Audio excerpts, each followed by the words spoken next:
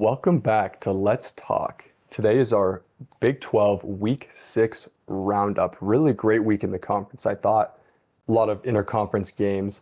Let's get it started with West Virginia at BYU, Friday night, really late game. What were your thoughts on that, Landon? Yeah, I thought it was a good game, and I'll apologize right now if my voice sounds a little weird. I have a bit of a sore throat. But this BYU West Virginia game, final score 38-24 for BYU. It honestly never was truly in doubt. It wasn't that close. Maybe in the first quarter, West Virginia, you might think they had a chance, but BYU just kind of pulled away. You know, pretty good win for BYU. One of Bear Bachmeier's better performances, I would say. He did have one interception that was pretty bad, but 18 for 25, 351 yards, one touchdown through the air, and then one touchdown on the ground as well. 87.9 QBR, which is pretty solid overall. They did have a lot of success with, screen passes, catch and run. They had Parker Kingston had a really nice reception. He had 4 receptions, 111 yards. So some really explosive kind of catch and run plays. Khalil Wilkins for West Virginia at QB. He played okay. He's a decent runner. He ended with 7 of 15 passing, 81 yards only, 2 interceptions. 23 carries, though, for 89 yards, 3.9 yards per carry, which isn't super great, especially for a quarterback running. But yeah, my main takeaway is that, West Virginia, they need to figure some stuff out for their team, certainly. BYU took care of business at home here. Yeah, I think similar to you, it was a pretty sloppy game. Couple of fumbles from Bear as well, along with the interception that led to West Virginia touchdowns. Yeah, Wilkins, you can tell he's a freshman. Throwing 2 ins, not really being able to complete very many passes. Running okay, though, like you said. I feel like you could tell this was a short week game. I don't think either team was really that sharp in this game. And I think, Kalani's press conference after showed that he felt that way as well, that they weren't super sharp. Yeah, I don't think it's a huge result for the Big 12 going forward because I don't think West Virginia is really in it. West Virginia, kind of what we thought at the beginning of the year, I think. They're rebuilding year for them. Yeah. Okay, let's move on to Texas Tech beating Houston 35-11. Really great win for Texas Tech here. Kind of controlled the game completely. I think that it could have been much worse as well. Houston's defense actually, kind of bend but not break, held them to a lot of field goals actually, which I thought was a really good result for Houston. Could have been worse for them. Houston's offense, I just don't think they're that good, unfortunately. They just don't have a lot of dynamic ability, and it kind of feels like a struggle for everything they've got going. And Texas Tech's defense is elite as well. So, this went kind of how I expected, even though Houston was 4-0 coming in. It felt like that was a product of schedule, not really of team talent, I guess. So, yeah, great win for Texas Tech. Clearly number 1 team in the Big 12. I don't think anyone's disputing that. Yeah, I feel exactly the same. It was 35-11, but honestly, I would say it was truthfully even a more dominant win than that for Texas Tech. You already mentioned it, but I think Texas Tech's first 3 drives, they settled for field goals within the 10 or 15 yard line 3 times in a row. This easily could have been a 50-point game for Texas Tech or maybe in the 40s, but either way, good win. Baron Morton back, 76.6 QBR, 28 of 40, 345 yards, only 1 TD actually passing, but pretty good production overall. So yeah, dominant win. Texas Tech looks great. I think Houston will still be a player in the Big 12. I think they're a solid team, but they just couldn't match up with Texas Tech. Mm-hmm. Okay, let's move on to one of the best Big 12 games of the day, Iowa State at Cincinnati. Honestly, really, really great win for Cincinnati. They've arrived. They are a huge player in the Big 12. 38-30, I feel like that's a little disrespectful towards Cincinnati final. I don't feel like it felt that close, it was a good game. It wasn't a total blowout, but Cincinnati definitely controlled it more than a 1-possession win. The running lanes were just wide open. The offensive line was moving those guys. The hole was 5 yards wide that the running backs were running through, and it was frankly just pretty dominant performance there for Cincinnati in the run game. Yeah, I think Iowa State's front 7 got exposed big time in this game. And give credit to Cincinnati as well for having a great rushing attack. 33 carries for 264 yards. That's an average of 8 yards per carry. 8 yards per carry. That is so crazy, 8 yards per carry is an absurdly dominant rushing performance. So super impressive there. And then Brendan Sorsby, he also had a good enough game through the air as well to complement that. 13 of 25, 214 yards, 2 touchdowns, 86 QBR. Pretty good game for him. And he was a big part of the rushing attack as well, with 9 carries for 64 yards and a touchdown. So yeah, good game. Honestly, Cincinnati they just looked like the better team. Rocco Becht, his stats look okay. 30 of 48, 314 yards, 2 touchdowns, but with only a 47 QBR, and yet 0 interceptions as well for him. He didn't do quite enough to keep Iowa State in this game and give them a chance to win. Yeah, definitely kind of like I don't want to say fake comeback because like you play till the end, but like really after halftime, like the game was not in doubt. Like if Cincinnati didn't score in the second half, then they still would have won because they had 31 at halftime. So like it did feel like the majority of Iowa State's production came after, it was almost too little too late, like it made the score look a little bit better than it did. Cincinnati was wildly dominant in the first half, obviously.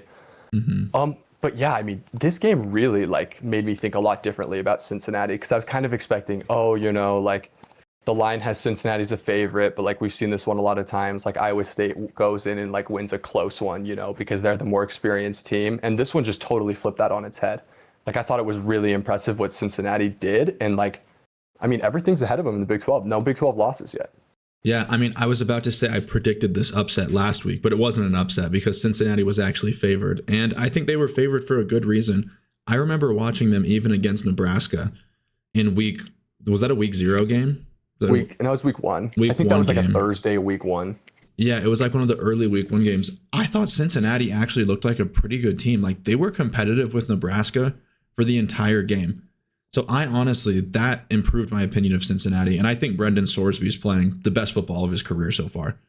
He's looked so good running on the ground, and he's been giving them enough in the pass game that you have to respect it. So Cincinnati, in my opinion, is going to be a player for the Big 12 championship.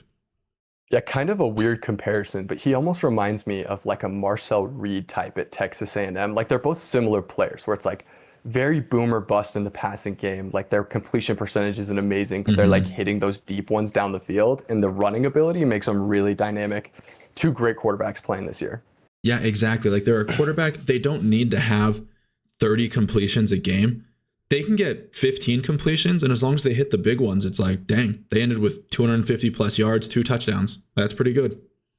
Yeah. Okay, let's move on to the closest Big 12 game of the week. Baylor 35, Kansas State 34. This kind of went exactly how I predicted. I thought Kansas State was going to be really close in this game because, even though they were 2-3, they still had everything to play for. They only had 1 Big 12 loss, and so this was the game that shows, okay, if we get this Big 12 win, like we've still got a chance to have a really great conference season. And so they gave it a home run effort, which is what I was expecting. Baylor, I mean, I feel like Baylor did enough not to lose this, if that makes sense. I feel like most of the critical mistakes, like the pick 6, came from the Kansas State side, whereas Baylor, I feel like was a little bit cleaner than that. This game surprised me a lot. I truthfully thought Baylor was going to blow Kansas State out, but Kansas State, they fought in this game. They kept it close. They were able to do enough on offense. Avery Johnson, 10 carries for 72 yards, 7.2 yards average. Truthfully, I still would like to see more carries for that from Avery Johnson. But yeah, running for sure. 7.2 yards per rush, that's awesome. And it also highlights one of the weaknesses that Baylor's had. It's the run game in general, and specifically the QB run game. They've struggled with that a lot this year. In Baylor's defense, man, they just don't look good this year. I was pretty high on Baylor just because of how good the offense is. I was hoping to see some improvement from the defense, but it kind of seems just like exactly the same as last year in most ways. Yeah. I think it's a good lesson that the off season, we fixed everything. Every team thinks that, but it's not always true, you know? Oh, yeah, I agree with you on the Avery Johnson running. Like, it was weird that they went away from that because the first drive of the game, Avery Johnson had a 31-yard touchdown run, which is a little bit less than half of his total yards output. Like, why don't they go back to that? Like, did they not watch the film of how Jackson Arnold, tore apart that Baylor defense by running? Like, this should have been, honestly, a 20-carry game for Avery Johnson. Oh, yeah, agreed. Yeah.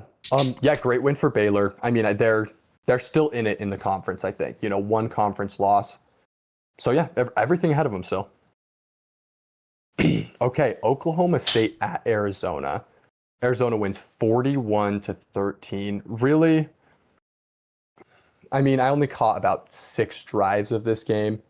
And from what I saw, it was kind of what I was expecting going in, where Oklahoma State really struggling to move the ball, really no answers there, kind of discombobulated. And Arizona moving the ball, I wouldn't say like with ease, but I would say pretty consistently and being able to score whenever they wanted at Oklahoma State. Like this is one that like never really felt in doubt to me. Like it was kind of the easiest pick of the week in my opinion. And I don't think we learned too much about either team, if I'm being real with you. Like I think we knew Oklahoma State was not in a great place as a program, to put it lightly, and that Arizona was probably good, but not like spectacular in the Big 12. Yeah, I think for me, I feel like I learned something from this game that Arizona, and I think I already knew this, but Arizona is not on, the lowest tier of the Big 12 teams. They're at least in mid-tier this year, in my opinion. Fafita with a good performance, 376 yards, 5 touchdowns, 1 interception. But yeah, honestly, Arizona kind of just showed me, because sometimes you can see a team where you're like, oh man, like that team's bad. But then they go and they, maybe Oklahoma State beats Arizona or plays them super tight. And then you're like, oh man, Arizona probably isn't that good either. But Arizona took care of business here. I think they've solidified themselves as like a step above at least the lower tier of the Big 12. For sure. Okay, Colorado at TCU. TCU 35, Colorado 21. Kind of late touchdown with about 30 seconds left for TCU on 4th down to, kind of rub it in a little bit. I mean, honestly, Colorado played better than I thought. Like, I think that they kind of showed up, they had a really good effort this week. I think that, while I do view TCU as the better team and like they definitely deserve to win the game, like I think Colorado like showed me they're not terrible. Like they're not great, but I think they're a mid-tier Big 12 team. Yeah, I kind of learned that as well. Yeah, Josh Hoover with the legendary front door cover drive with 30 seconds left to end the game. But I learned as well, TCU, I mean, similar to the tune of Baylor in some ways, they kind of look like they did last year in a lot of areas. Only 94 rushing yards for 2.7 yards per carry. So they still haven't been able to get a run game going, at least in this Colorado game, which is something that you don't love to see that if you're a TCU fan, but at least Josh Hoover, he still is that guy playing well. 275 yards, 4 touchdowns, 0 interceptions. Really nice right there. Josh Hoover actually ripped off a few nice runs as well. But yeah, TCU, Colorado, hard-fought game, closer than the score indicated. Colorado 0-3 in the Big 12. Not much you can do there in terms of competing for the Big 12 championship. I would say that's over. Yeah, it's over. I mean, bowl eligibility is the goal now. Yeah, but I think TCU is still in position to compete for a Big 12 championship. I think they have the team, they have the offense. The defense, I do think, is a bit improved from last year. I think it's slightly better than last year. I think so too. I think it's definitely better because last year they probably would have allowed much more to this. Colorado like 35 probably. Like 35 probably. Yeah. And yeah, I mean, going back to Hoover, like you said, I mean, dominant this year, 1,500 yards, 15 touchdowns, 4 interceptions, and the 77.8 overall QBR, which is good for 22nd. I mean, he's upper echelon QB in the Big 12 for sure. Like the way he can throw the ball is just unreal. Like he's so good. I don't know if it's those just receivers me. Too. I feel like Hoover is running better this year. He looks faster to me. He looks like more athletic. Yeah, I mean, he just looks good. Like he just looks good. I've always been really high on Hoover. Landon knows that. Like I've always been really high on him. I think that I don't know. I just saw something with him. I think he's really a really good quarterback. Yeah. Okay. Another really close game. This was a great week of Big 12 games. Yeah. Kansas at UCF. Kansas gets the win 27-20 to kind of I would you say keep their like Big 12 title dreams alive? Because that's one loss, I think. So I would say I would say so. Yeah. Yeah. So yeah, I mean, great. I mean, honestly, really, really contested game here from both teams. Mm-hmm. Yeah, I mean, great defense from both teams for a majority of this game. They didn't let either quarterback get much through the air. Jalen Daniels ending with no touchdowns, no interceptions. Taven Jackson also ending with no touchdowns, no interceptions.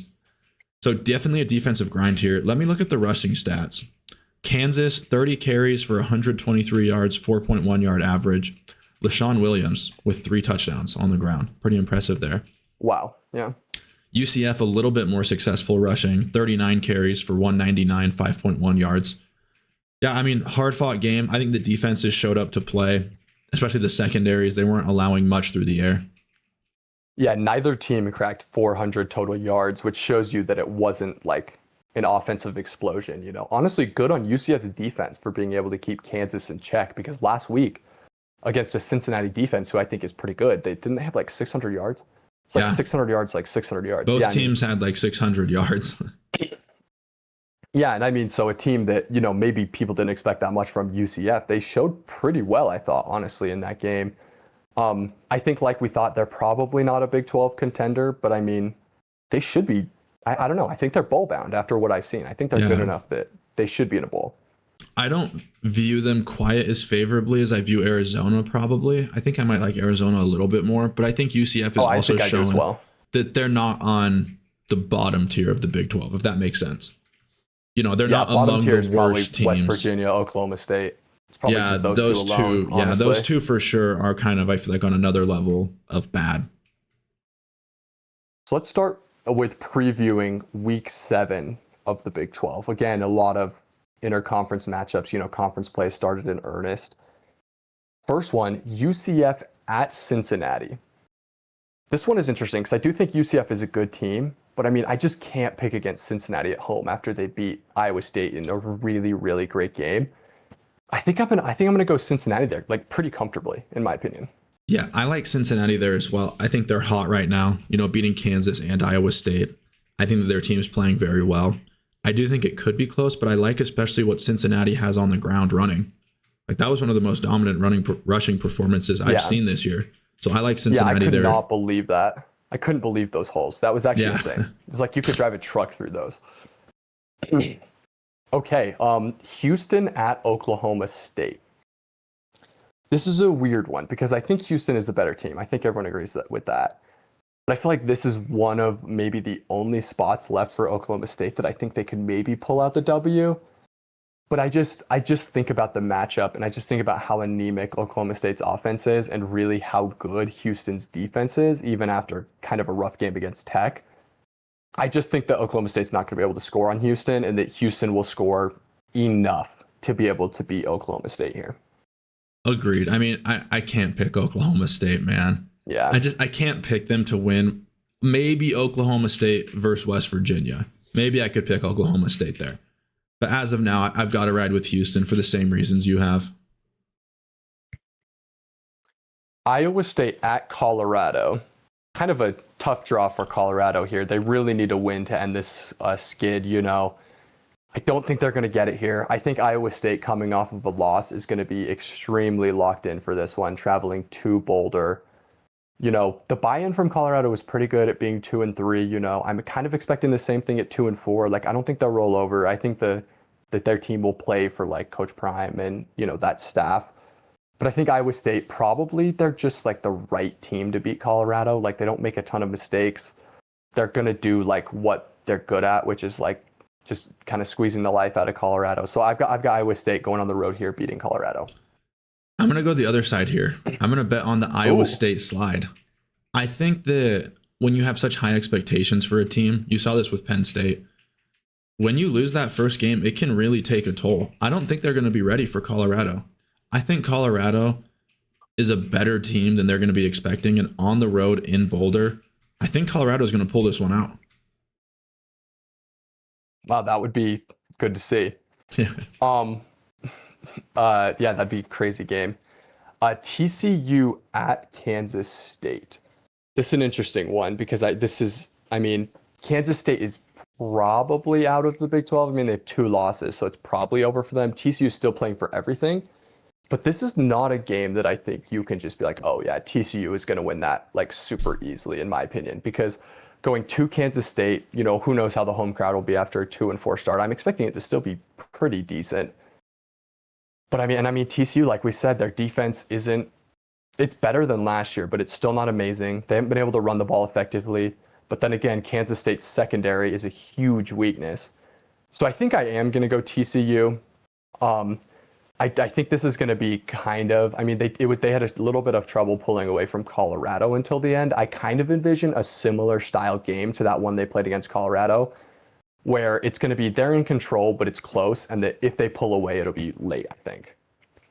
Yeah, I'm going to roll with TCU here as well. A week ago, I would have said TCU is going to blow them out for sure. But now, Kansas State, I feel like, did show something against Baylor that, okay, this team still has some talented players. They can still compete, but I still do like TCU better, especially for the secondary. You can't hide that against this TCU, Josh Hoover team. Mm-hmm. Kansas at Texas Tech, really great game here.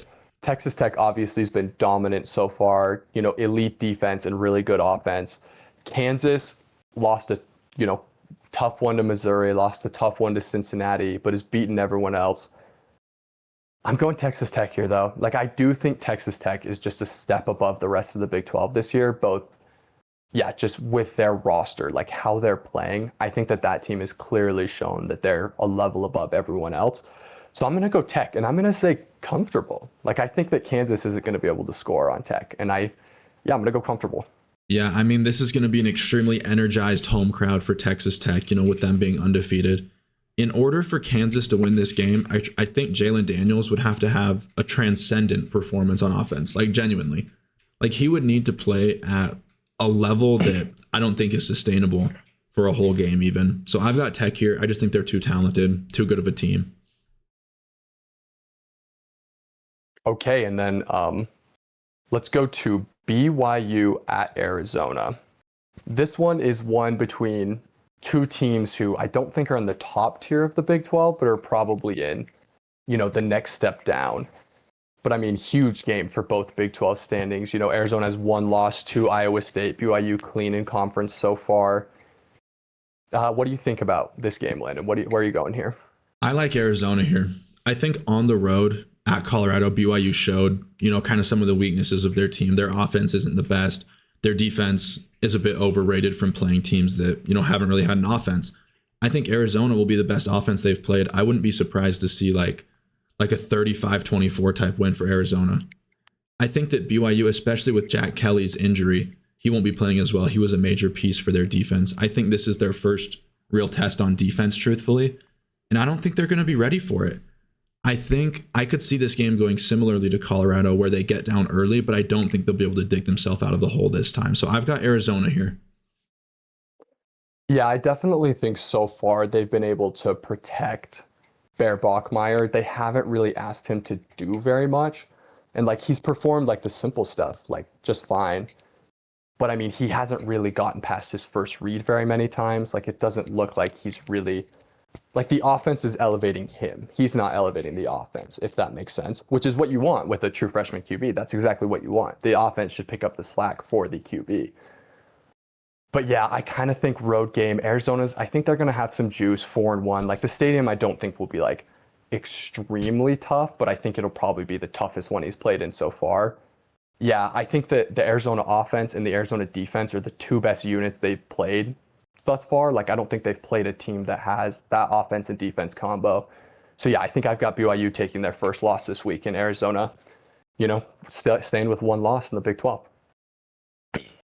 The late game of the week in the Big 12, Arizona State at Utah. Arizona State and Utah both coming off byes. Utah coming off a win against West Virginia. Arizona State coming off two really nice wins against TCU and Baylor. Both kind of similar type games, honestly. I've been really impressed with them. What do you think about this game? Yeah, I think that this is a game with massive implications for Big 12 title race. I think whoever wins this, I think it would be fair to say they're the clear number 2 in the conference behind Texas Tech. This is such a tough game for me to predict because Utah at home hasn't been what they have been in the past recently. But I do think I'm going to ride with Utah in this game. I think that at least matchup-wise with Arizona State, I do like what Utah has on the ground running. And I'll be interested to see if the Utah secondary can do what Mississippi State did against Arizona State and shut down the passing game, force them to be a bit one-dimensional on the ground. I think that would be the game plan for Utah to take this, and I think they'll be able to execute that.